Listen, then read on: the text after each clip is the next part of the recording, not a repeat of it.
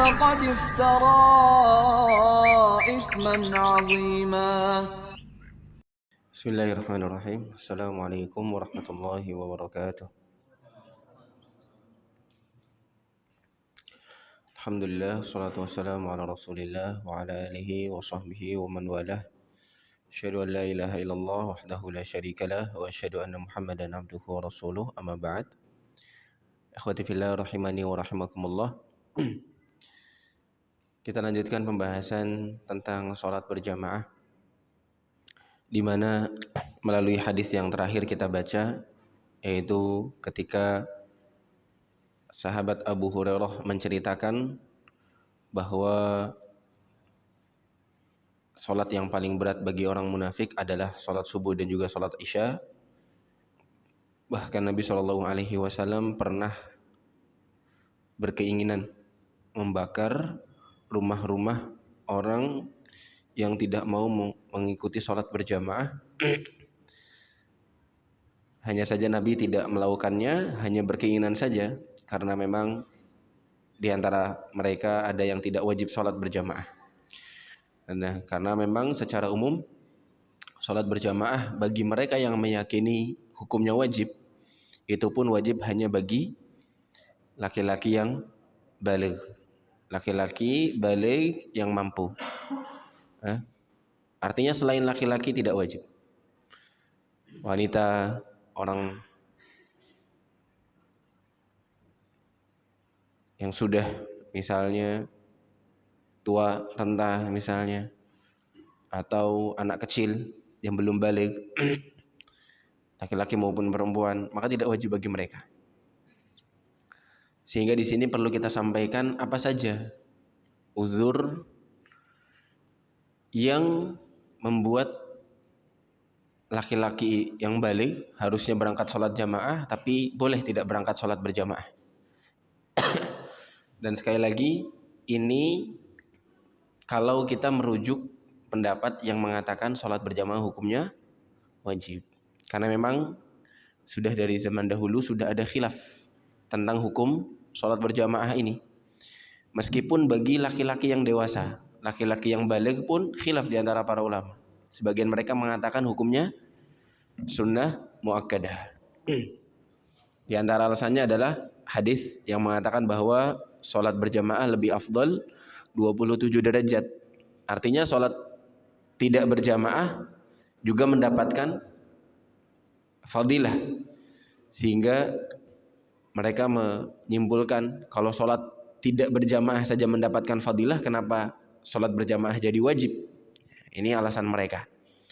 Namun kita sudah sebutkan beberapa dalil-dalil yang dipegang oleh mereka yang meyakini bahwasanya sholat berjamaah hukumnya wajib. Di antaranya adalah ayat tentang perintah sholat berjamaah meskipun dalam perang. Kemudian hadis tentang Abdullah ibn Umi Maktum, sahabat yang tunanetra, minta izin sama Nabi untuk tidak sholat berjamaah karena tidak ada yang nuntun ke masjid. Nabi jawab, awalnya boleh, namun setelah lewat Nabi panggil lagi, kamu dengar azan atau tidak? Kamu dengar azan atau tidak? Kata sahabat tersebut, iya saya dengar. Maka Nabi jawab, ya sudah, penuhi azan tersebut, penuhi panggilan azan tersebut. Jadi tetap diperintahkan oleh Nabi untuk berangkat sholat berjamaah. Kemudian hadis yang ada di dalam kitab ini yang sebutkan bahwa Nabi hendak membakar rumah orang-orang yang tidak melaksanakan sholat jamaah. Ini jelas banget, ya, jelas sekali. Kalau seandainya sholat berjamaah tidak wajib, lalu buat apa Nabi berkeinginan membakar rumah-rumah mereka yang tidak berangkat sholat berjamaah? Ya. Itu kalau seandainya sholat berjamaah tidak wajib. Sehingga menurut pendapat yang kuat, sholat berjamaah hukumnya wajib bagi laki-laki yang baligh, yang dewasa. Karena kalau tidak wajib, tidak boleh Nabi menghukum mereka dengan membakar rumah-rumah mereka. Ya, Nabi hendak membakar rumah mereka karena memang sholat berjamaah hukumnya wajib. Jadi orang yang sholat sendirian, ini kita bicara lagi tentang laki-laki dewasa ya, tidak membahas tentang wanita. Kalau wanita memang tidak wajib sholat berjamaah. Kalau ada laki-laki dewasa balik dia sholat tidak berjamaah, maka kesimpulannya sholatnya tetap sah. Sholatnya tetap mendapat fadilah, pahala. Karena Nabi mengatakan jamaah lebih afdol 27 derajat. Artinya yang tidak jamaah tetap 1 derajat, dapat 1 derajat. Tetapi dia melakukan kesalahan dengan meninggalkan sholat berjamaah. Sholatnya tetap sah, tapi dosa karena meninggalkan sholat berjamaah. Nah, bagi laki-laki ini juga boleh mereka meninggalkan sholat jamaah dengan beberapa uzur yang disebutkan oleh para ulama. Dan uzur-uzur ini disepakati oleh para ulama. Ada sekitar kurang lebih 10 uzur yang bisa dijadikan seseorang untuk tidak melaksanakan sholat berjamaah. Yang pertama adalah hujan. Ketika kondisi hujan, tidak wajib sholat berjamaah. Boleh sholat di rumah. Ya. Jadi kalau misalnya hujan, masjid sepi, nggak salah sebenarnya, ya. Karena memang Nabi meringankan bagi mereka. Apa dalilnya? Dari sahabat atau dari tabi'in Nafi', beliau berkata, Adzan Ibnu Umar fi lailatin baridatin bidajanan. Ibnu Umar mengumandangkan azan di malam yang begitu dingin di tempat namanya Dajanan. Kemudian Ibnu Umar mengganti lafaz hayya 'alas shalah diganti dengan shallu fi rihalikum. Jadi setelah asyhadu an la ilaha illallah asyhadu anna muhammadar rasulullah, Ibnu Umar tidak mengatakan hayya 'alas shalah tetapi mengatakan shallu fi rihalikum. Salatlah di rumah-rumah kalian. Salatlah di tenda-tenda kalian. Fa akhbarana anna Rasulullah sallallahu alaihi wasallam kana ya'muru muazzinan yu'azzin thumma yaqulu ala ithrihi ala sallu fi rihal fil lailatil bariyah aw al mutirah fi safar. Jadi ternyata Ibnu Umar bercerita Nabi juga demikian, ya. Jadi lafaz sallu fi rihalikum ini bisa dikumandangkan juga menurut beliau setelah azan. Setelah azan diucapkan sallu fi rihalikum.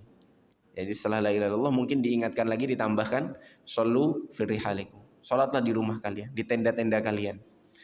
Dan Ibnu Umar mengatakan ini sunnahnya Rasulullah sallallahu alaihi wasallam. Dan sempat memang ada para sahabat yang kaget, ya. Abdullah bin Abbas meriwayatkan beliau pernah meminta seorang muadzin mengumandangkan azan di waktu hujan lebat. Beliau berkata, "Idza qulta asyhadu an la ilaha illallah wa asyhadu anna Muhammadar Rasulullah, fala taqul hayya 'alas shalah, qul shallu fi buyutikum." Kata Ibnu Abbas ke muadzin, ya, kalau kamu sudah baca asyhadu an la ilaha illallah, asyhadu anna Muhammadar Rasulullah, jangan kamu baca atau jangan kamu ucapkan hayya 'alas shalah. Tapi apa? Shallu fi buyutikum. Salatlah di rumah-rumah kalian. Fa ka'anna an-nas istankaru dzalik. Orang-orang bingung, kaget, heran juga, kok begini? Mungkin menurut mereka emangnya boleh nyuruh orang sholat di rumah, bukannya dalil-dalil menunjukkan bahwasanya malah disuruh sholat di masjid, kok ini malah suruh sholat di rumah? Kata Ibnu Abbas, ata'jabuna min dza, apakah kalian kaget dengan hal seperti ini? Qad fa'ala dza man huwa khairum minni, telah melakukan hal seperti ini orang yang lebih afdol daripadaku, yaitu Nabi Muhammad sallallahu alaihi wasallam. Jadi beliau, jadi yang pertama hadisnya Ibnu Umar, yang kedua Ibnu Abbas. Dua-duanya sama mengatakan bahwasanya Nabi nyuruh muadzin untuk jangan baca hayya 'alas shalah tapi shallu fil rihal atau shallu fil buyut. Tinggal batasannya apa? Hujan yang boleh membuat seseorang tidak perlu berangkat ke masjid. Ini sekarang lagi hujan nih jemaah. Ya. Hujan begini, sholat di masjid atau sholat di rumah? Maka menurut salah satu pendapat diantaranya Ibnu Qudamah dalam kitabnya Al-Mughni, beliau mengatakan bahwa standarnya hujan yang bikin seseorang boleh sholat di rumah adalah hujan yang sampai membasahi baju. Ya. Hujan lebat atau semi lebat pun sudah bisa basah. Kalau hujan ringan, cuman gerimis kecil, yang enggak sampai bikin basah baju, tetap dianjurkan untuk berangkat ke masjid. Tapi kalau hujannya lebat, deras, ya, yang sudah pasti bajunya tambah basah, maka salat di rumah. Karena ini ada masyaqqah di dalamnya, ada kesulitan. Dan kaidahnya di dalam agama, al-masyaqqatu tajlibut taisir. Setiap kali datang kesulitan, datang kemudahan. Di dalam agama ini tidak boleh mempersulit. Kalau sulit, ya sudah, berikan kemudahan. Kewajiban utamanya berangkat ke masjid, tapi karena hujan, kasih rukhsah, keringanan, dah salat di rumah saja. Boleh. Ya.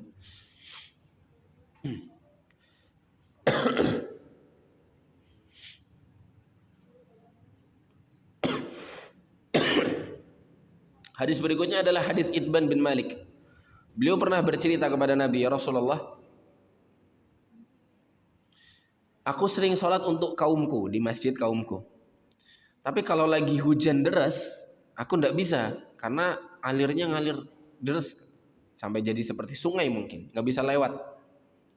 Aku tidak berangkat ke masjid. Maka beliau bilang kepada Rasulullah, ya Rasulullah, aku pengen jenengan sholat di rumahku, bikin musola di rumahku. Nanti aku kalau lagi sholat di rumah, aku akan sholat di tempat itu. Jadi minta Rasulullah sholat di rumahnya Itban bin Malik. Nanti tempat sholatnya Rasulullah itu dipakai sama sahabat Itban bin Malik untuk sholat di rumah kalau lagi tidak bisa ke masjid. Ini Nabi mengatakan apa? Sa'af'alu insyaallah. Nanti tak ke rumah kamu insyaallah. Tak sholat di rumah kamu biar kamu bisa sholat di rumah. Ini menunjukkan bahwasanya Nabi mengiyakan bahwasanya boleh kalau lagi hujan sholat di rumah.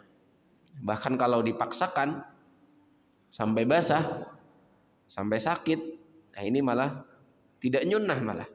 Karena dia menyusahkan diri. Agama itu mudah, jangan mempersulit. Ya. Ketika harusnya Nabi sudah memberikan izin, kita kok malah nggak ngambil izin tersebut, nggak ngambil keringanan tersebut. Ini malah suatu yang keliru. Uzur yang kedua selain hujan adalah al-wahlu, lumpur. Ya, lagi-lagi ini juga karena hujan.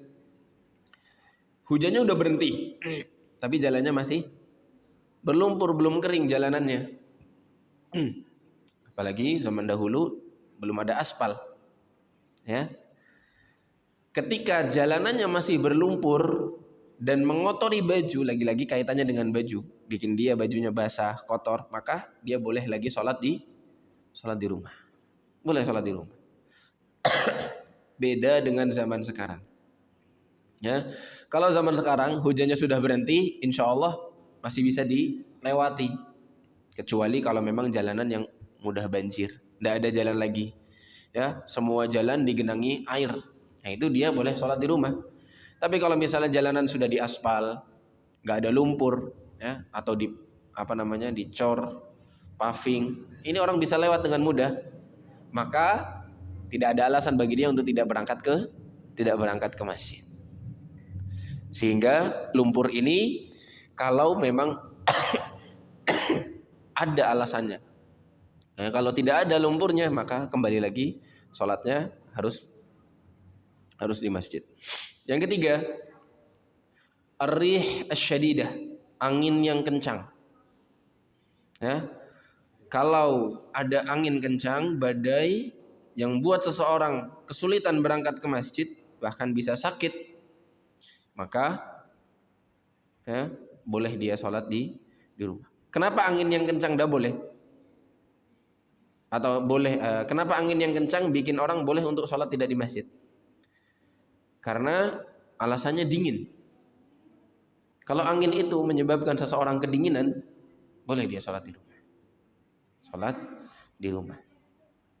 Dan ini pendapat yang dipilih oleh Hanafiyah, Malikiyah, Syafi'iyah, dan Hanabilah. Para ulama 4 mazhab sepakat angin yang kencang sama seperti hujan. Alasannya apa? Karena di hadisnya Ibnu Umar, beliau mengatakan Rasulullah menyuruh seperti ini, sholat di rumah ketika hujan, itu kanat lailatun baridah, karena pada waktu itu malamnya begitu dingin. Maka kalau ada alasan lain yang menyebabkan malamnya juga dingin, maka boleh juga sholat di rumah. Di antaranya adalah angin yang begitu kencang. Dan ini jelas menyulitkan kalau dingin ya. Yang keempat, ya dinginnya itu sendiri. Al-bard asyadid. Kadang-kadang tidak ada hujan, tidak ada angin, ya, tidak ada lumpur, tapi tetap dingin. Di musim dingin dan berat untuk berangkat ke masjid. Karena memang cuacanya lagi ekstrim misalnya. Maka sama ya, karena memang hadisnya kanat lailatun baridah zatu matar. Kalau malamnya begitu dingin, boleh seseorang sholat di rumah. Dalam riwayat yang lain, ya, riwayat ini dinukil oleh Imam Asy-Syaukani dalam Nailul Awtar. Ibnu Umar mengatakan lailatun baridatun au dzatu matarin au dzatu rihin. Malam dingin, hujan atau angin. Selanjutnya, uzur yang kelima, boleh seseorang meninggalkan sholat jamaah. Makan. Ya. Ini sudah kita bahas pada hadis yang lalu bahwa seseorang boleh makan dulu sebelum sholat jamaah, meskipun setelah makan sholat jamaah sudah selesai. Ya, meskipun sholat berjamaah sudah selesai. Dan ini kondisinya nanti lihat kalau dia setelah sholat selesai makan, apakah kalau dia berangkat ke masjid masih bisa dapat sholat jamaah, mungkin dapat 1 rakaat, maka dia berangkat. Biasanya suara imam terdengar misalnya dari rumah yang dekat. Atau dia yakin pasti banyak yang terlambat karena ini sholat zuhur misalnya. Sholat zuhur biasanya setelah imam selesai salam masih ada orang-orang yang baru mampir, baru mau sholat. Maka dia berangkat ke masjid untuk tetap melaksanakan sholat berjamaah. Tapi kalau misalnya dia yakin di masjid tidak ada orang yang bakal sholat berjamaah, maka kalau di rumah dia bisa sholat berjamaah, lebih baik dia sholat berjamaah di rumah dengan keluarganya. Karena sholat berjamaah lebih afdol daripada sholat sendirian di masjid. Sholat berjamaah di rumah lebih afdol daripada sholat sendirian di masjid ketika memang sudah tidak ada jamaah. Nah, ini ya jelas sekali ya. Nabi SAW mengatakan la salata bi hadratit ta'am. Tidak ada sholat ketika makanan sudah siap. Ya, lagi mau berangkat, makanan sudah di depan mata, perut juga lagi lapar, maka daripada sholatnya nggak khusyuk, makan dulu. Dan ini diperbolehkan. Hanya saja kita pernah sampaikan bahwa jangan sampai ini dijadikan kebiasaan. Ya, sengaja setiap hari makanan disiapkan pas waktu azan, pas waktu qomat. Nah, ini keliru juga. Ya, sehingga sebisa mungkin diatur waktunya. Ya, bisa makanannya disiapkan sebelum azan jauh-jauh waktu 5 menit 10 menit jadi sempat makan dulu baru berangkat ke masjid, atau sekalian setelah qomat, setelah sholat jamaah baru masak misalnya sekalian, daripada makanannya siap pas lagi waktu sholat. Tapi kalau lagi kejadian, intinya dia tetap diperbolehkan untuk makan dulu. Lagi mau sholat tidak ada niatan, lagi mau sholat kebetulan baru matang, nah maka dia makan dulu. La sholata bihadratit ta'am. Nah, ini hadisnya jelas karena memang menyibukkan pikirannya daripada sholatnya tidak khusyuk.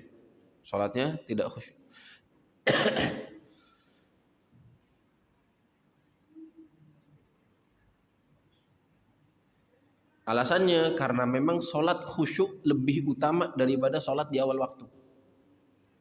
Ya, sholat di awal waktu salah satu keutamaan. Tapi kalau sholat di awal waktu dia nggak khusyuk, ya lebih baik sholatnya mundur sebentar, dia makan dulu. Yang penting pas sholat dia khusyuk, lebih afdal.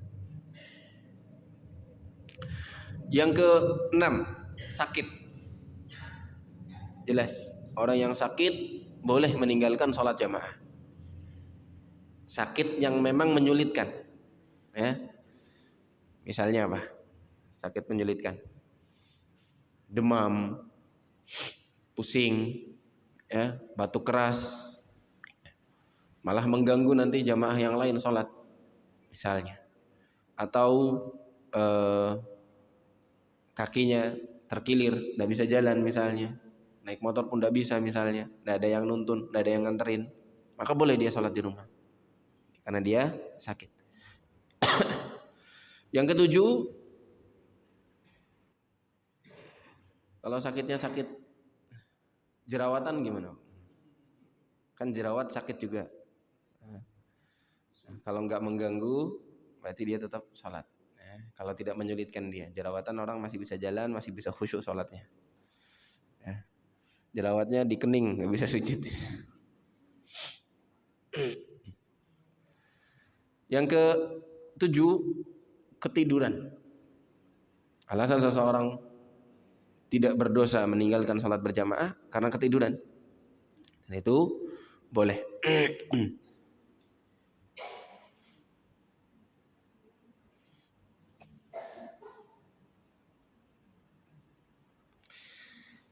Aisyah radhiyallahu taala anhu berkata, Rasulullah shallallahu alaihi wasallam bersabda, ini hadisnya diriwayatkan oleh Bukhari dan Muslim, sahih. Idza na'asa ahadukum wa huwa yusalli falyarqud. Kalau mau sholat ngantuk, Nabi SAW bilang tidur dulu. Idza na'asa ahadukum wa huwa yusalli, mau sholat tapi lagi ngantuk, falyarqud, maka tidur dulu. Hatta yadhhaba anhu naum, sampai hilang ngantuknya. Fa inna ahadakum idza shalla wa huwa na'is, kalau dia maksa sholat padahal dia lagi ngantuk-ngantuk berat, la yadri la'allahu yastaghfir fayasubbu nafsah. Khawatir dia minta ampun sama Allah tapi malah mencela diri, mengucapkan hal-hal yang tidak baik tentang dirinya di hadapan Allah Subhanahu wa taala. Yasubbu nafsah, mencela dirinya sendiri karena nggak sadar. Biasanya orang ngantuk omongannya ngelantur. Biasanya orang ngantuk omongannya ngelantur. Nah, ini jelas sekali Nabi nyuruh untuk sholat dulu, tidur dulu nggak apa-apa. Karena alasannya juga apa? Misalnya orang maksa nunggu sholat, lagi ngantuk nih, dia nunggu sholat, kemudian ternyata dia kebablasan ketiduran, dia malah meninggalin sholat jamaah, dia malah ninggalin sholat di awal waktu atau sholat di waktunya, karena bisa kelewatan. Maka lebih baik dia tidur dengan porsi yang cukup untuk biar bisa sholat tepat waktunya tanpa terlambat, meskipun dia tidak sholat berjamaah. Suatu ketika, ini juga pernah kami sampaikan hadis tentang Mu'adz bin Jabal. Beliau itu punya kebiasaan sholat isya dulu sama Rasulullah berjamaah jadi makmum. Setelah itu pulang ke kampungnya namanya Kampung Bani Salimah. Kalau sekarang masjidnya namanya Masjid Qiblatayn, dekat kota Madinah. Di dalam kota Madinah. Setelah dari Masjid Nabawi pulang ke kampung, jamaahnya sudah nungguin. Karena jalannya cukup lama, misalnya pakai kuda mungkin ya, butuh waktu. Mungkin 20 menit, 25 menit baru sampai ke masjid, jamaahnya sudah nungguin. Mu'adz bin Jabal ngimamin. Ketika Mu'adz bin Jabal ngimamin, subhanallah, beliau baca surat Al-Baqarah. Salat Isya baca surat Al-Baqarah. Bukan potongan ya, dari awal sampai akhir. Al-Baqarah itu berapa ayat? 283 ayat. 283 ayat. Bayangkan salat Isya selesai jam berapa kira-kira? Ada satu makmum, dia keluar dari mana? Dari jamaah. Ketika keluar, ada yang bilang ke laki-laki tadi, Mu'adz lagi ngimamin, belum selesai, laki-laki ini keluar dari jamaah, kemudian sholat sendirian. Faqala innahu munafik, bilang, kamu munafik. Kenapa kamu keluar dari sholat? Kamu keluar dari jamaah, keluar dari imam, gak bareng sama imam. Maka laki-laki itu bilang, demi Allah, saya bakal laporin kejadian ini kepada Nabi Muhammad SAW. Benar dilaporin. Dia pengen minta pembelaan dari Nabi bahwasanya dia itu benar, Mu'adz yang salah. Akhirnya datang kepada Rasulullah. Bilang apa? Ya Rasulullah, inna qaumun na'malu bi'aidina. Ya Rasulullah, kami ini pekerja, bukan bos. Kalau pagi butuh tenaga, butuh fresh, butuh istirahat yang cukup biar kami bisa kerja. Wa nasqi binawadihina, kami juga petani. Sebagian orang ahli Madinah kebanyakan profesi mereka adalah petani. butuh pagi-pagi biar seger fresh. Wa inna Mu'adzan shalla min al-barihah faqara al-Baqarah fatajawwaztu faza'ama anni munafiq. Mu'adz bin Jabal datang padahal udah sholat sama jenengan, pulang imamin baca surat Al-Baqarah, kemudian aku selesai duluan, kemudian mengatakan bahwasanya aku munafik. Apa kata Nabi SAW? Dipanggil Mu'adz, ya Mu'adz, afattanun anta ya Mu'adz, afattanun anta ya Mu'adz, afattanun anta ya Mu'adz. Kata Nabi, kamu tuh mau nyulut fitnah wahai Mu'adz. Mu'adz yang dimarahin sama Rasulullah SAW. Kamu mau bikin fitnah wahai Mu'adz. 3 kali Nabi ucapkan kepada Mu'adz. Kata lalu Nabi mengatakan, Iqra wasyamsi wa duhaha wasabbih isma rabbikal a'la. Atau yang semisalnya. Kalau salat Isya baca sabbih isma rabbikal a'la atau wasyamsi wa duhaha. Surat-surat kalau ini sebutannya Al-Mufassal. Yang tidak terlalu pendek, tidak terlalu panjang. Ya, salah satu surat yang jadi favorit Nabi kalau salat Isya bacanya surat ini. Boleh baca panjang kalau memang semua makmumnya sepakat, sudah terbiasa di pesantren misalnya, ya, baca panjang. Tapi kalau misalnya makmumnya umum, banyak pekerja besok harus berangkat awal, apalagi pekerja pabrik misalnya, pagi-pagi harus berangkat, yang di pasar, mereka butuh istirahat. Dan Nabi SAW mengiyakan laki-laki tadi yang datang kepada Nabi ngadu tentang Mu'adz. Bukan bela Mu'adz tapi bela si laki-laki. Tidak apa-apa, kamu benar. Ini menunjukkan bahwasanya ngantuk jangan dipaksakan sholat. Ya, atau kalau lagi ngantuk nungguin qomat lama, sudah sholat sendirian nggak apa-apa. Daripada dia sholat nanti malah nggak fokus. Sholat sendirian kemudian dia sholatnya diringankan. Mungkin sholat di rumah lagi ngantuk berat, sudahlah. Ya, saya habis sholat mau langsung tidur karena nggak kuat misalnya. Sudah nggak apa-apa. Daripada dia paksa sholatnya ngelantur, kata Nabi SAW, bisa-bisa dia minta ampun kepada Allah tapi malah mencela diri, fayasubbu nafsah. Maka lebih baik dia sholat dengan khusyuk. Termasuk kalau seseorang ketiduran, ya ternyata terlewat sholat jamaah, maka dia langsung sholat sendirian, tidak masalah. Insya Allah itu menjadi uzur bagi dia, selama tidak disengaja, tidak menjadi kebiasaan dia. Uzur yang ke-8 yaitu khauf, rasa takut. Takut ini bisa karena takut akan keselamatan diri atau takut akan hartanya. Takut akan hartanya. Seseorang yang memang diamanahi misalnya, atau lagi banyak konflik, nggak aman tempatnya, bisa saja datang orang jahat, tiba-tiba dia pengen jaga dirinya, jaga keluarganya, atau jaga hartanya jangan sampai dirampok, boleh.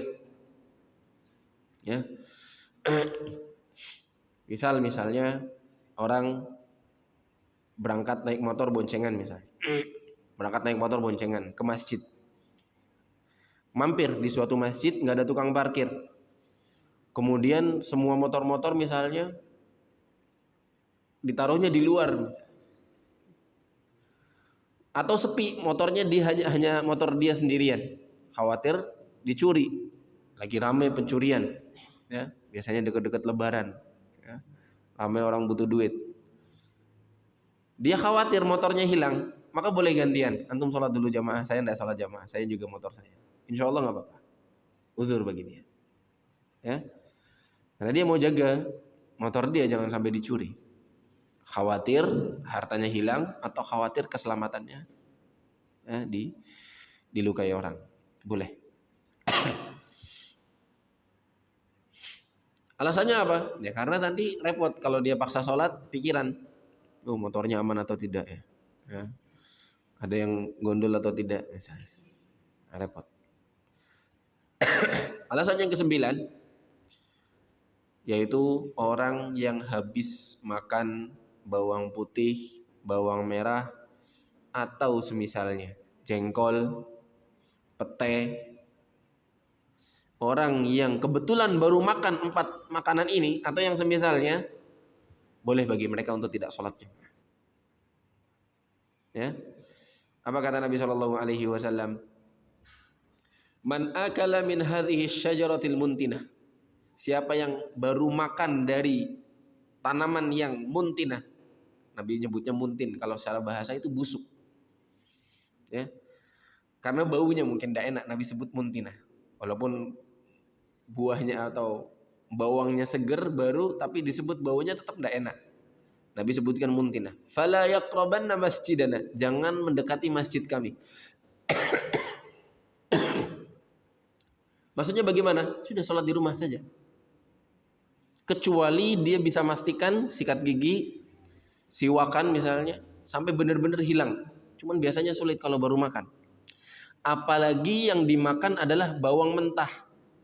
Kalau bawang yang dimasak lebih ringan, ya, bahkan sebagian ulama mungkin ada yang membolehkan kalau bawangnya dimasak, goreng misalnya, atau di sayur misalnya, masih boleh. Tapi kalau bawangnya dimakan mentah-mentah, contohnya orang makan sate misalnya, bawangnya dipotong-potong lagi mentah-mentah dimakan, ini baunya tidak baik. Apa kata Nabi? Fa innal malaikata ta'adza mimma yata'adza minhul insan. Malaikat bisa terganggu sebagaimana manusia juga terganggu dengan bau tersebut. Ya. Jadi mereka yang baru makan bawang maka hendaknya tidak berangkat ke masjid. Ya. Tinggal kalau misalnya dia maksa berangkat ke masjid, hukumnya apa? Nah, ini khilaf di antara para ulama. Ada orang habis makan bawang tapi tetap pengen ke masjid karena dia sudah biasa berangkat ke masjid misalnya.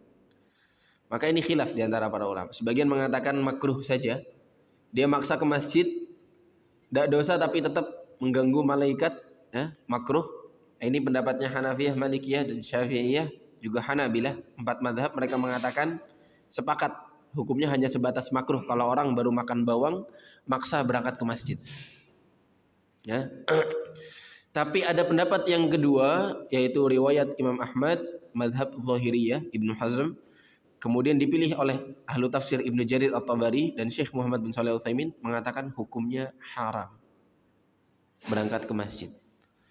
Artinya kalau dia berangkat ke masjid, sholatnya mungkin sah, ya, karena urusan mengganggu malaikat ini nggak ada kaitannya dengan sholat. Kalau dia sholatnya tetap wudunya sah, suci, rokaatnya, rukun-rukunnya, syarat-syaratnya, kewajibannya semuanya dipenuhi, sholatnya tetap sah. Tapi dia tetap melakukan sesuatu yang haram karena maksa ke masjid, padahal tidak boleh, dilarang sama Nabi. Fala yaqrabanna. Kalimat lam nafiyah plus atau lamun nahiyah plus ada nun taukid, itu larangan yang ditekankan. Jangan sekali-kali mendekati masjid. Fala yaqrabanna. Masih mending kalau Nabi mengatakan fala yaqrabal masjid, jangan deket-deket ya. Seakan-akan seperti itu. Tapi Nabi mengatakannya fala yaqrabanna, ada nun taukidnya yang artinya penegasan, artinya bukan sepele. Nabi mengharapkan betul jangan masuk masjid kalau mereka yang habis makan makanan-makanan ini.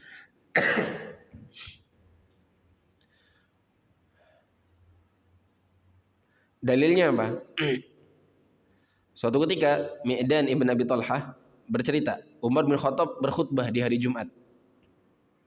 Kemudian ngomong banyak khutbah. Di dalamnya beliau berkata, "Innakum ayyuhan nas ta'kuluna syajarataini la urahuma illa khabithatain." Sesungguhnya kalian wahai para manusia makan dari tumbuhan yang menurutku khabith. Menurut Umar, 2 tumbuhan ini adalah tumbuhan yang khabith. Apa khabith? Keji. Ya, kotor. Menurut Umar bin Khattab, hadal basal wa thawm, bawang merah dan juga bawang putih. Walaqad ra'aitu Rasulullah, aku pernah melihat mendapati Rasulullah, idza wajada rihahuma minar rajuli fil masjid, kalau Rasulullah nemu ada orang yang mulutnya bau bawang di masjid, amara bihi fa ukhrija ilal baqi, disuruh diusir keluar ke pemakaman Baqi. Masjid Nabawi di sampingnya itu sebelah kirinya itu ada pemakaman Baqi. Kata Umar pernah ngelihat Rasulullah nyuruh orang sana, kamu sholat di Baqi saja misalnya, atau keluar ke Baqi, ke pemakaman Baqi, karena bau bawang. Ini yang menjadi dalil bagi sebagian ulama, termasuk diantaranya Syekh Utsaimin, mengatakan hukumnya nggak sebatas makruh kalau orang baru makan bawang, terutama bawang mentah, maksa berangkat ke masjid, haram menurut mereka, karena dalilnya ini.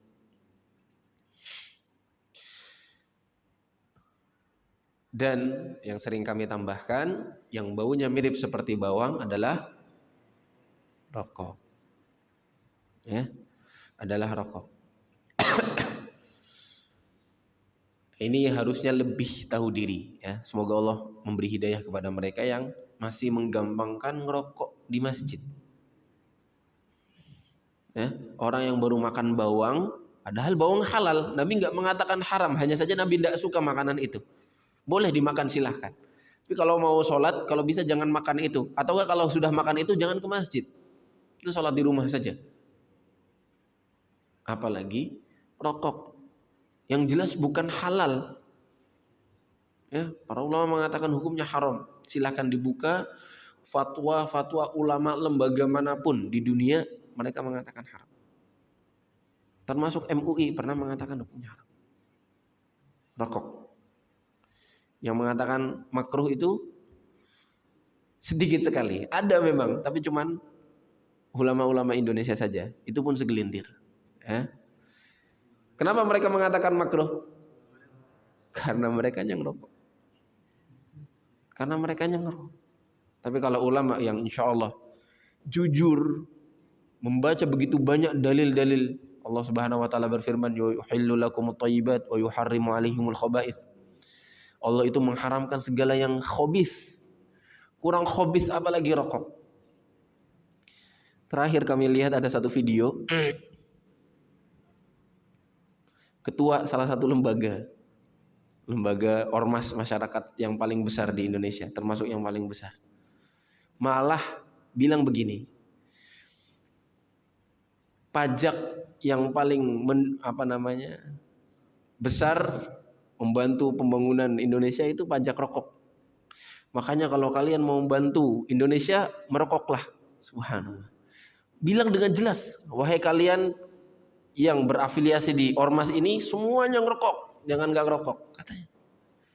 Subhanallah, malah nyuruh orang rokok dengan alasan memberi pemasukan kepada Indonesia, kepada negara. Dan ini semua omong kosong. Semua omong kosong. Silahkan keluarkan datanya, boleh mengatakan pajaknya rokok, semua perusahaan-perusahaan rokok, produk-produk rokok, pajaknya ngasih banyak sekali ke Indonesia.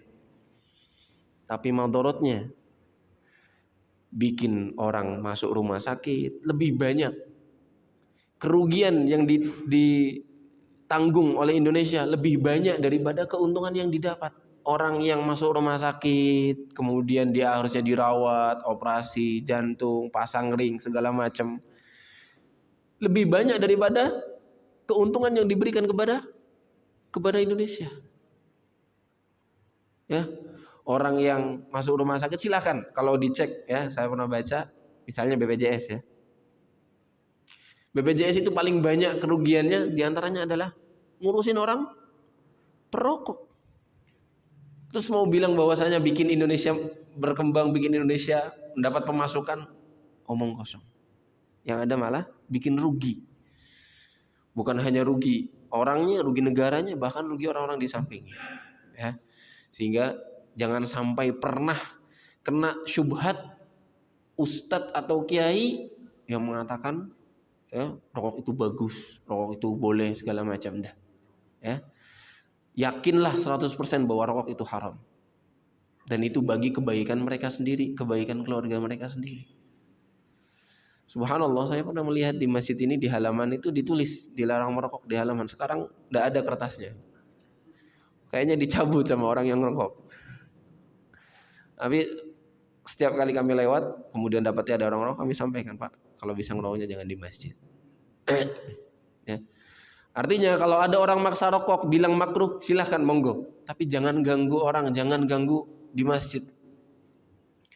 Kalau bisa ngerokok itu masuk kamar mandi, dikunci, udah hisap sendiri. Kalau bisa. Kalau seandainya dia bilang, rokok itu nggak bikin saya sakit kok, misalnya. Dia perokok, hidup sampai usia 79 tahun, 80 tahun misalnya. Oke, dia bantah. Kita bilang rokok itu bikin sakit, dia sehat terus. Tapi setiap hari batuk. Setiap hari bengek. Dia bilang lagi, rokok itu mubazir. Enggak mubazir kok, saya uangnya banyak, kata dia. Keluarga saya masih saya kasih makan misalnya. Makmur insyaallah. Terus dibilang lagi, terakhir dia nggak bisa bantah bahwa rokok itu mengganggu orang lain. Di undang-undang Indonesia saja kami baca, ada undangnya, silahkan dicari. Ada dendanya orang merokok di tempat umum yang ramai. Nah ini malah para pejabatnya yang rokok. Malah yang bikin undang-undang yang rokok. Malah panutannya yang merokok. Padahal mereka yang bikin aturan. Aneh sekali. Para pegawai negeri ngerokok dengan PD-nya, subhanallah. Mereka padahal digaji oleh uang rakyat, ya, tapi malah mengganggu rakyat. Subhanallah. Dan ini nggak bisa dibantah. Mereka bilang anak nggak ganggu, nggak bisa, pasti ganggu. Betapa banyak anak kecil yang masuk rumah sakit, padahal dia nggak ngerokok karena orang tuanya merokok. Betapa banyak ibu-ibu yang keguguran, dianya nggak ngerokok, suaminya merokok di rumah. Setiap kali ngerokok di rumah, asapnya ngebul, padahal rumahnya sempit. Makanya kita bilang kalau dia mau maksa ngerokok silahkan, enggak apa-apa, tapi jangan di tempat umum, jangan di sana. Ada orang ngerokok di masjid, di pengajian, di tempat rapat, ada lagi di klinik ngerokok, padahal tempatnya klinik, banyak anak kecil periksa obat, dia ngerokok. Aneh sekali, benar-benar enggak ngotak sekali. Dan di undang-undang itu ada aturannya, ada aturannya, ada dendanya. Kalau di Singapura yang kami pernah baca, itu benar-benar ada ketat sekali. Ketahuan ada orang ngerokok di tempat umum, langsung ditagih dendanya. Ya, nah ini rokok menurut kami malah lebih parah daripada hanya sebatas makan bawang merah maupun bawang putih. Uzur yang terakhir apa? Uzur yang terakhir adalah orang kebelet pipis atau BAB. Ya, Nabi SAW bersabda, la salata bi hadratit ta'am wala huwa yudafi'uhul akhbathan. Tidak ada sholat bagi mereka yang makanan sudah siap atau mereka yang menahan buang air atau buang air besar, buang air kecil atau buang air besar. Artinya kalau orang kebelet, yang membuat dia alasannya ini, ketika dia kalau maksa sholat tidak khusyuk, sudah, tidak apa-apa, dia terlambat sholat jamaah, tidak apa-apa, toilet dulu.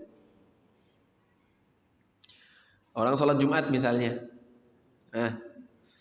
udah berangkat ke masjid, dengerin khutbah, ya, subhanallah, pas sudah selesai khutbah dia malah kebelet misalnya, kebeletnya buang air besar lagi lama misalnya, tidak apa-apa, dia buang air dulu daripada dia sholat dipaksakan, tidak khusyuk. Terus kalau dia tidak dapat sholat Jumat gimana? Ya sudah, sholat zuhur 4 rakaat. Sholat zuhur 4 rakaat. Kan bukan dia disengaja. Kalau disengaja meninggalkan sholat Jumat, bagi laki-laki yang wajib mereka sholat Jumat, berdosa. Tapi kalau tidak disengaja, insya Allah tidak masalah. Ya, tidak berdosa. Ini beberapa uzur yang membolehkan seseorang untuk tidak datangi sholat jamaah. Adapun selain mereka, laki-laki, maka ada uzur atau tidak ada uzur, boleh sholat tidak di masjid berjamaah. Di antaranya adalah hadis yang akan kita baca dari hadis Umdatul Ahkam yang ke-58, bab hudurin nisa'il masajid atau hudurin nisa'il masjid, bab yang membahas apa hukumnya wanita berangkat ke masjid. Ya. An Abdullah bin Umar radhiyallahu anhuma din Nabi sallallahu alaihi wasallam qaal idza ista'dzanat ahadakum imra'atuhu ila al-masjid fala yamna'ha qala faqala Bilal bin Abdullah wallahi la namna'annahun qal fa aqbala alaihi Abdullah fasabbahu sabban sayyi'a ما سمعته سبه مثله قط وقال أخبرك عن رسول الله صلى الله عليه وسلم وتقول والله لنمنعنه. Ibnu Umar bercerita, Nabi Shallallahu Alaihi Wasallam bersabda, apabila istri kalian, anak wanita kalian minta izin kepada kalian untuk berangkat ke masjid, fala yamna'ha, maka jangan dilarang. Boleh. Silahkan. Tidak ada larangan, bahkan tidak boleh melarang. Tapi tidak diwajibkan karena memang mereka tidak wajib, ya. Bahkan dalil-dalil yang ada menyebutkan bahwasanya ketika mereka sholat di rumah itu lebih afdal. Bahkan kalau misalnya ada seseorang punya rumah yang besar, biasanya rumah yang besar itu dibagi beberapa bagian. Ada bagian paling dalam kamar, ada aula lebih besar lagi, ada bagian yang lebih besar lagi. Nabi mengatakan sholat di tempat yang paling dia tersembunyi itu lebih afdal untuk wanita, ya. Jadi Nabi SAW mengatakan wa buyutuhunna khairul lahun, di rumah-rumah mereka lebih afdal bagi mereka daripada sholat di masjid, Tapi kalau lagi mereka pengen berangkat ke masjid, jangan dilarang, ya. Nabi SAW bersabda dalam riwayat Muslim, la tamna'u ima Allah masajid Allah, jangan kalian larang budak-budak, ya, hamba-hamba wanitanya Allah untuk berangkat ke masjidnya Allah Subhanahu wa taala. Ima Allah jamak dari amah. Amah makna secara bahasanya adalah budak perempuan. Ima Allah maksudnya hamba-hambanya Allah yang wanita, kalau mereka pengen ke masjid jangan dilarang. Istri, anak, selama tidak ada fitnah.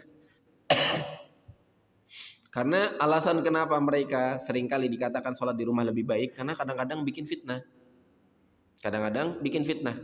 Apa saja madorotnya? Misalnya dia berangkat auratnya tidak ditutup secara sempurna, ya. Dia sholat pakai mukena tapi berangkatnya nggak pakai kerudung, misalnya.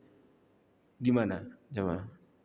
Padahal sholat jamaah dengan menutup aurat lebih wajib mana bagi wanita? Menutup aurat. Lebih baik dia kalau misalnya biasa nggak pakai kerudung, nggak usah ke masjid, sholat di rumah saja. Dia bawa mukena tapi berangkatnya pakai celana ketat, misalnya. Yang kedua, selain aurat, wangi-wangian. Yang bikin wanita jadi fitnah, pakai parfum berlebihan.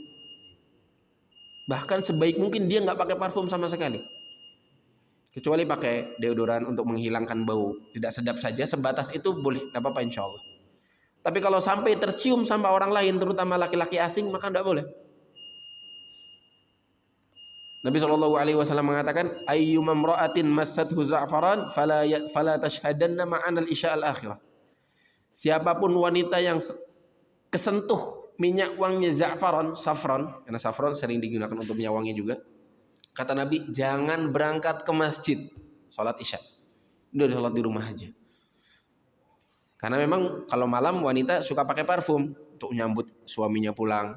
Kalau sudah terlanjur pakai parfum, kata Nabi, jangan berangkat ke masjid. Udah di rumah saja, daripada jadi fitnah. Artinya kalau mereka pengen ke masjid, hindari fitnah, hindari masalah. Nutup aurat, jangan pakai minyak wangi, terutama berlebihan, ya.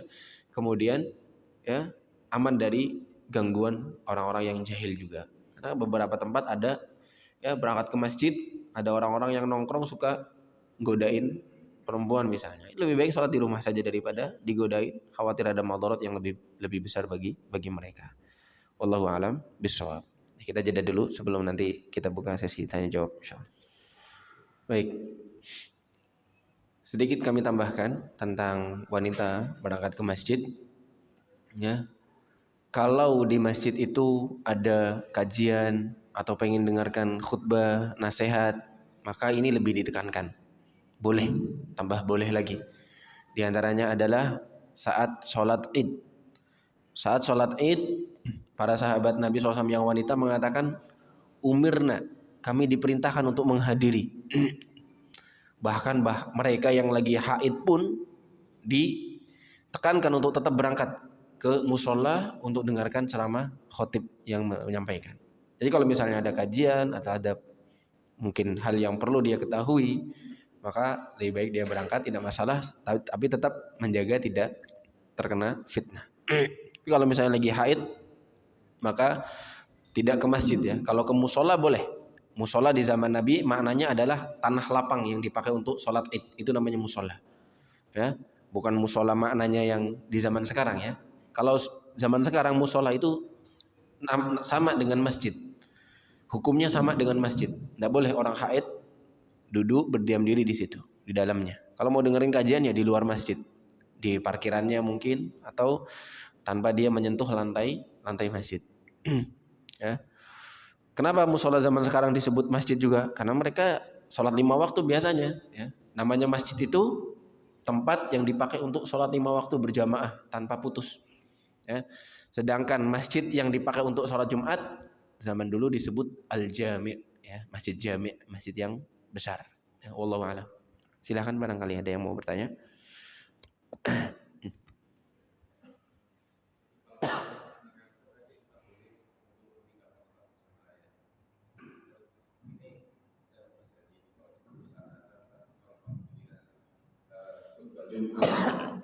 Itu jamaahnya hampir 50% itu pada tidur semua. Gimana sih? Gimana jawabnya nih jawab? Yang pertama, sholat jamaah dengan sholat Jumat beda ya. Wallahu a'lam bishawab. Menurut kami sholat Jumat punya hukum tersendiri, beda dengan sholat jamaah biasa. Ya. Yang tadi kami bahas alasan-alasan seseorang boleh meninggalkan sholat jamaah adalah sholat jamaah 5 waktu yang umum selain sholat Jumat.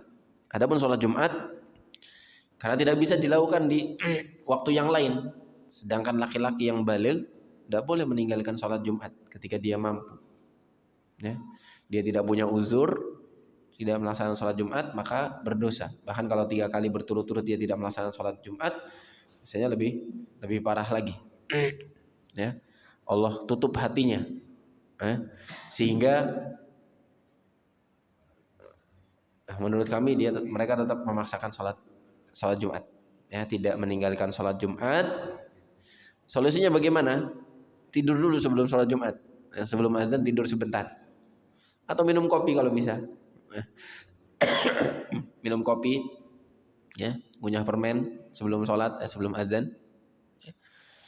Dan diusahakan dia tidak tidur ya. Kalau dia tidur pas khutbah Jumat, dia ketinggalan fadilah yang sangat utama tentang khutbah Jumat. Jadi saya sendiri masih ragu apakah dia diperbolehkan meninggalkan sholat Jumat atau tidak, tapi sejauh yang kami tahu tidak ada ulama yang mengatakan, atau mungkin ada tapi kami tidak baca gitu ya. Jadi untuk sholat Jumat dipaksakan ya, solusinya tadi tidur sebelum sholat Jumat atau dengan cara apapun agar dia tidak merasa ngantuk sekali saat sholat Jumat. Tapi kalau misalnya dia benar-benar pas sholat Jumat ngantuknya benar-benar kelewatan, lebih baik dia sholat sholat duhur 4 rakaat. Lagi sholat Jumat dia ngantuk, lagi tahiyat benar-benar kepalanya tuh jatuh. Ini sholatnya tidak sah. Sholatnya tidak sah karena dia tidak sadar sholatnya. Dia tidak sadar juga apakah dia sudah kentut atau tidak, karena dia tidur. Apalagi sampai ngorok. Ada nggak sholat Jumat ngorok? Banyak sekali ya.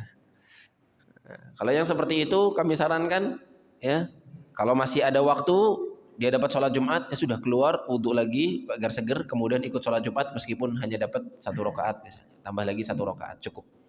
Tapi kalau misalnya dia ketinggalan 2 rakaat penuh, cuman dapatnya sujud saja misalnya, nggak dapat ruku rakaat kedua, maka dia ganti dengan sholat zuhur 4 rakaat. Ya. Jadi kalau misalnya dia ngantuknya berat sekali, lebih baik dia keluar, insya Allah uzur bagi dia. Ya.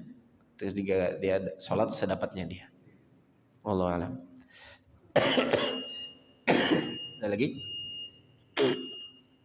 Silakan.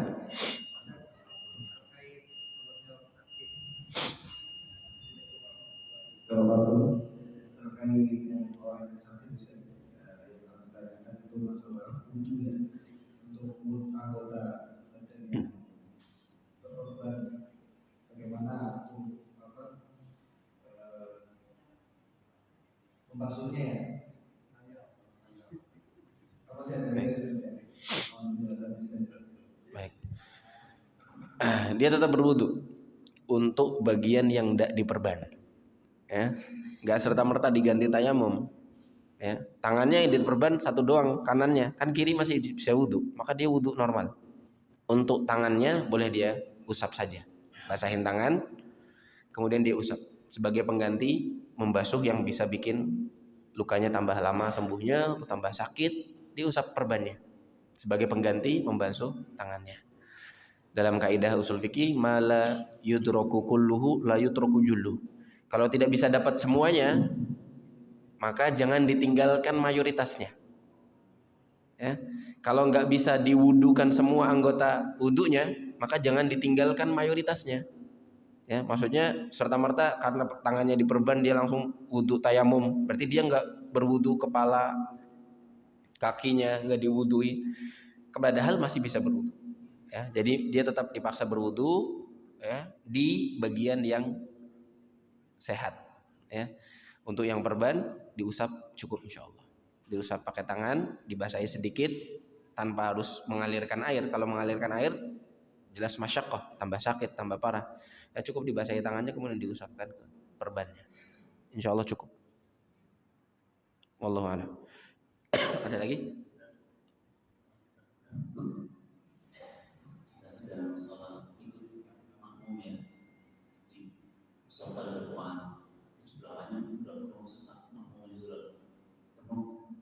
Terus tahu-tahu kata ujungnya karena takut sama keluar itu bagusnya cuma keluar dari jamaah. Nah, jawabannya jelas keluar deh, tetap keluar. Dia nggak bisa lanjut sholat, sudah batal. Dia lanjut ruku sujud percuma, nggak ada gunanya bagi dia. Dia menunggu pun, ya, wallahu alam, nggak ada anjurannya seperti itu. Kan ganggu orang yang lagi sholat Ustaz kalau kita maksa keluar. Nggak ganggu insya Allah. Karena memang Nabi mengizinkan. Ya, Nabi mengatakan, fala yansarifanna hatta yasma'a sautan aw yajida rihan. Kalau udah dengar suara atau cium baunya, yansarif artinya ya sudah dia keluar dari jamaah kemudian berwudu. Insya Allah dia tidak melakukan dosa apapun, tidak mengganggu orang yang sholat jamaah. Dan mereka yang sedang sholat yang harus memberikan maklum. Jangan kita yang memaklumi mereka. Orang kita batal bukan karena kemauan kita, ya sudah takdir kita batal, ya sudah kita keluar. Orang yang lagi sholat yang memaklumi kita, kasih jalan. Ya mereka kasih jalan, direnggangkan sedikit agar kita bisa lewat. Atau bisa melewati, misalnya dia batal di tengah, dia geser dulu ke pojokan, biasanya di pojok agak renggang, dilewati orang yang sholat nggak apa-apa. Ya, dan bukan melewati orang yang sedang sholat, masuk pada larangan melewati orang yang sedang sholat, karena mereka sutrohnya mereka yang sholat berjamaah itu sutrohnya imam. Ya, jadi yang dilarang adalah imamnya. Kecuali kalau mereka sholat sendirian kita nggak boleh melewati tempat sujud mereka. Tapi mereka sholat jamaah, mereka makmumnya imam, sutrohnya mereka sudah diwakili sutrohnya imam. Ya, tempat sujudnya imam tidak boleh dilewati. Ya, tempat sujudnya mereka boleh dilewati. Dan itu dipraktekkan oleh para sahabat Nabi Shallallahu Alaihi Wasallam. Ada di antara mereka, ya lagi sholat, bahkan ada hewan kambing atau apa ikut lewat di samping tempat mereka sholat, karena zaman dahulu ya mereka sholatnya di tempat yang tanah lapang atau yang lain. Jadi tidak masalah, batal keluar sholat, wudu masuk lagi. Ya, syukur-syukur dia setelah wudu bisa gabung lagi untuk sholat, tetap dapat sholat jamaah. Ya, wallahu alam. Kalau misalnya dia tidak keluar mau ngapain? Mau duduk? Nanti orang bingung, malah ganggu orang yang sholat di samping ini, orang kenapa duduk? Gimana? Yang batal imamnya keluar juga. Imamnya nggak boleh lanjut sholat, nggak sah imamnya sholat, nggak sah semua nanti makmumnya sholat. Imamnya maksa lanjut sholat, imamnya keluar, gantiin yang di belakang. Makanya setiap kali sholat bagusnya yang di belakangnya imam itu orang-orang yang ahli sholat juga. Maksudnya ahli sholat bacaannya bagus, hafalannya bagus, tahu fikih sholat. Jadi ketika imam batal gampang tinggal minta yang di belakang maju. Ya, gampang. Ya, kapanpun dalam kondisi ruku misalnya dia bangun, dia keluar sholat, kemudian gantikan orang yang di belakang. Yang repot kalau misalnya lagi batal, imamnya batal pas lagi sujud. Nah, gimana Pak? Imamnya batal tapi pas lagi sujud. Solusinya bagaimana? Bangun, nggak ada yang lihat lagi pada sujud semua. Dia boleh ngomong, ajak ngomong orang yang di belakangnya. Kalau dikasih isyarat bisa, biasanya nggak paham kalau dikasih isyarat doang, dikasih tuh ngomong, akhi ana batal, antum gantiin. Nggak apa, yang penting yang diajak ngomong jangan jawab. Kalau dia jawab, oh antum batal, yang batal juga ikut batal. Sama-sama batal, cuma yang diajak ngomong nggak usah jawab. Ya, akhi ana batal, antum gantiin. Terus gimana gantiin yang mulainya? Apakah dia bangun maju dulu? Enggak, dari tempatnya. Dari tempatnya dia sujud, bangun dari sujud dulu sama-sama dengan makmum, masih di shaf yang sama. Allahu Akbar. Barulah kalau sudah berdiri, dia maju ke depan agar dilihat sama makmum yang lain. Ya. Wallahu a'lam. Nah, ini pentingnya memahami fikih dalam sholat berjamaah. Baik, kita cukupkan insyaallah sampai sini. Sebelumnya kami mohon maaf untuk pekan depan dan berikutnya kami izin untuk tidak hadir karena ada safar. Semoga Allah pertemukan lagi kita di pertemuan yang ketiga, minggu ketiga setelah ini ya. Besok sama besoknya lagi izin tidak bisa mengisi lagi. Insyaallah kita lanjutkan di minggu yang ketiga. Kita tutup dengan doa kafaratul majelis. Subhanakallahumma wa bihamdik, asyhadu an la ilaha illa anta, astaghfiruka wa atubu ilaik. Assalamualaikum warahmatullahi wabarakatuh. ومن يشرك بالله فقد افترى إثما عظيما